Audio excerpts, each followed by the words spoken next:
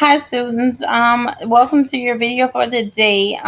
We just finished checking chapters 19 and 20 together.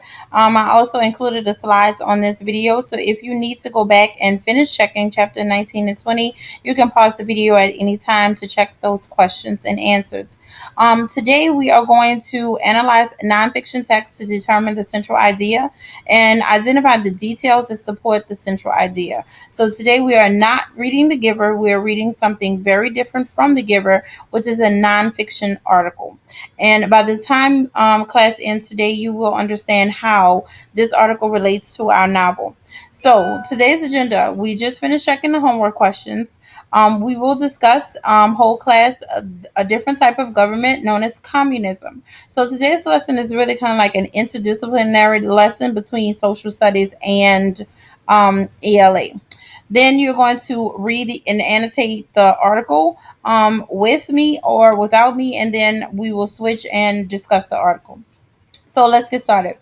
If you remember this video right here from social studies where we went over the different types of government, we stopped at a certain point. We did not go over what's called communism. So I'm going to click on this video very quickly so you can watch the information about communism. And while you're watching, make sure you're taking notes. In a communist system, leaders of the Communist Party put socialist ideas into practice. They make all the important economic decisions. If your island was communist, it would control all the coconuts, assigning who would collect them, cut them down, deliver them, and drill them for milk. Communist governments tend to practice socialism and take the form of autocracies or oligarchies. They often use force to protect their power and limit trade with other nations. They try to meet most of their needs with their nation's own resources. So that's it. Democracy, oligarchy, and autocracy. The three. All right, let's go back to, if you were unable to hear the video, then simply please open another tab, go to your social studies page using the bit.ly or either through our Columbia page, and just watch the video starting at 2 minutes and 56 seconds. Okay, so this is what your notes basically should have looked like. Communism, they put socialist ideas into practice. The leaders make all of the important economic decisions. They control everything. Use force to protect their power. They limit trade with other countries, and they try to meet all their needs with their own resources. So these two flags that you see right here are two of the flags of two of the five remaining communist countries. Communist countries include China, Cuba, North Korea, Laos, and Vietnam. So what I did, I came up with, I found a website that kind of went over some of the extreme rules about communist countries. So in China, for example, there's something called a one-child policy. Yes, couples can only have one child. There are a few exceptions. A couple who had a handicapped child, if both parents are only children, if the first child was adopted because of infertility, then they possibly can have a second child. But they have a one child policy in order to control population. Another rule, for example, in a communist country is in Cuba, if you are traveling, then you have to get the permission of the president in order to go anywhere. This was a law, but it was lifted in 2012. Every day, the travel agency and airport queues are filled with fields before opening time, because if you want to leave Cuba, you have to get official permission.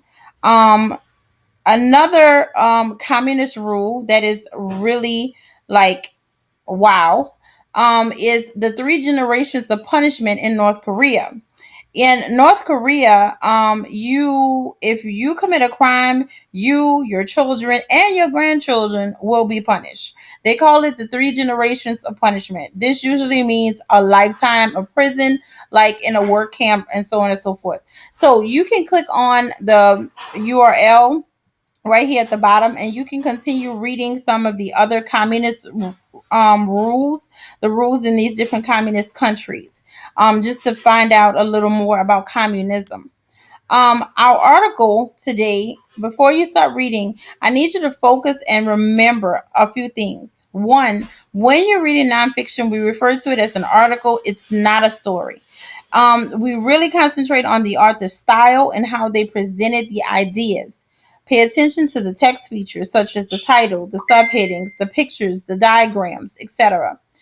And we are reading mainly to figure out the central idea and the supporting details that support that central idea, and also the position of the author. Okay, the author's position, which is what side they are basically on the topic. So you can stop the video here and read the article that you are assigned. Make sure you are annotating the article, and you have a few questions at the end of the article that will be collected for a grade. Now, before you go home this weekend, you have some Friday weekend homework. It is about your ECR. Because we have a field trip on Friday, we don't have our normal writing day, so we will do that writing day on Monday. Your ECR number 4, it says, think about how Lowry has developed contrasting points of view between Jonas and his community. How does seeing the text from Jonas's point of view contribute to the reader's understanding and opinion of Jonas's community? Cite specific textual evidence to support your response. So you need to really come up with like 3 big ideas about what do we understand and what do we know, because we see this book.